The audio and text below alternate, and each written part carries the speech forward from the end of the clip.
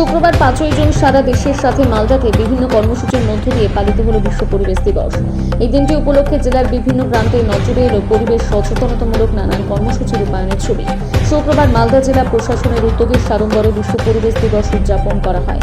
এই উপলক্ষে মালদা কলেজ অডিটোরিয়ামে দুর্গা কিঙ্কর সদন এক বঙ্গময় অনুষ্ঠানের আয়োজন করা হয়। অনুষ্ঠানে হাজির ছিলেন জেলা শাসক রাজেন্দ্র সিং কাপুর, অতিরিক্ত জেলা শাসক অনিন্দ্য সরকার, ইংরেজবাজারের বিধায়ক কমলায়ন ভাদুরী, মালদা কলেজের অধ্যক্ষ ডক্টর মানুষ কুমার বৈদ্য সহ অন্যান্যরা।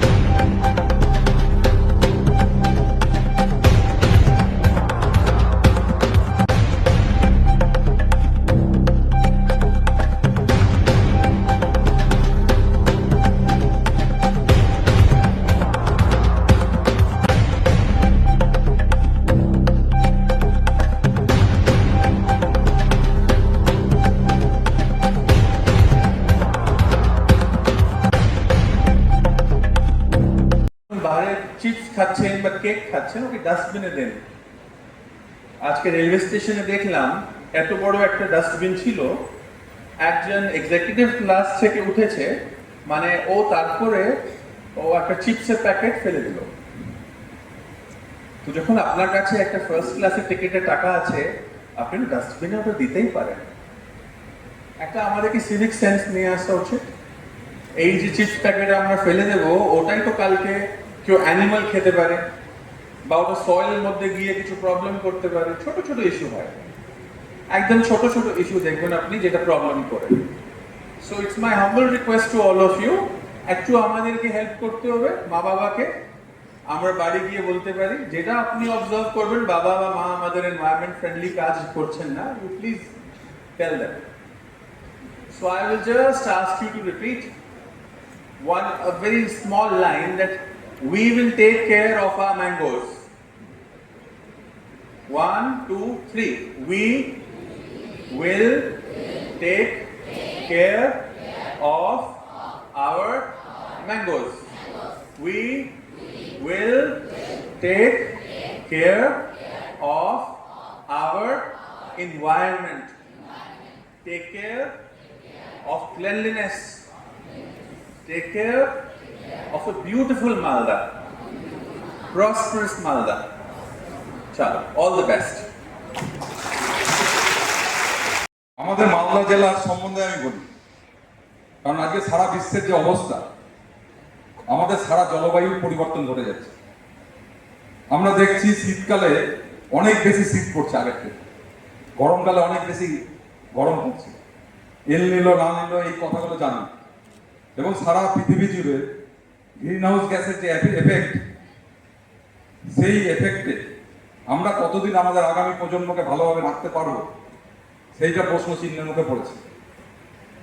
আমরা সারা বিশ্বের সঙ্গে তাল মিলিয়ে আমাদের মালদা জেলা, বিশেষ করে আমাদের ইংলিশ বাজার, এইখানের পরিবেশের বিষয়টা আমাদের খুব ভাবার দরকার। অলরেডি আমি ডিএম সাহেবের কথা বলছিলাম যে আমরা এই গত 20 দিন আমাদের ইংলিশ বাজারের পরিবেশের যে ফুসফুস যাত্রা বিল, সেই বিল নিয়ে আমরা কাজ স্টার্ট করেছি। ডিএম সাহেবের নেতৃত্বে কাজ স্টার্ট হয়েছে এবং সেটা ইনিশিয়েটিভ হয়েছে। আমরা এটাকে বাঁচাবো যে কোনো মূল্যে, এবং তাতে আপনাদের সকলের সহযোগিতা লাগবে।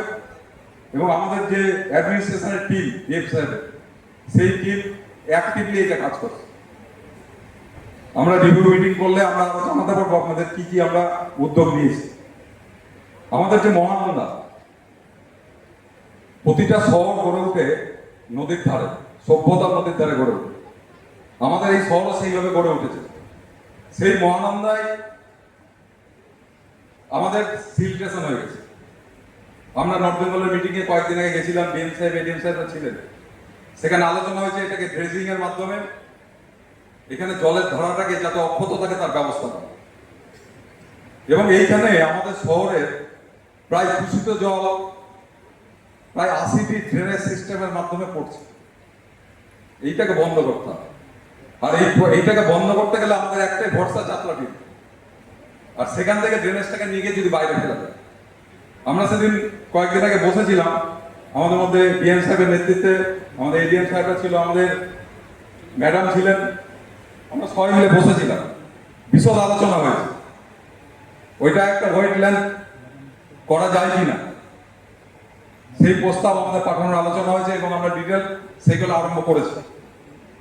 যাত্রা বিলকে ভরতে দেওয়া যাবে না, ওটাকে পরিবেশ বান্ধব রাখতে হবে।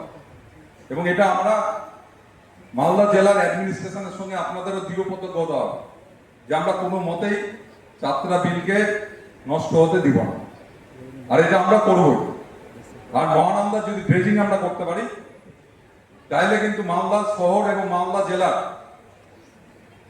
পরিবেশে যতটুকু এখনো পর্যন্ত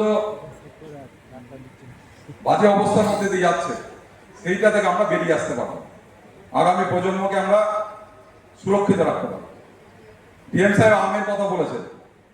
মালদা জেলার দুটো অর্থকরী ফসল আছে, আম, রেশম, এখন লিচু, মাখনা। এই চারটা জিনিসকে আমাদের বাঁচাতে হবে। কারণ আজকে যারা আমরা পড়াশোনা করছি এখানে ছোটরা, সবাই তো সরকারি চাকরি পাবো না, কর্মসংস্থান নেই।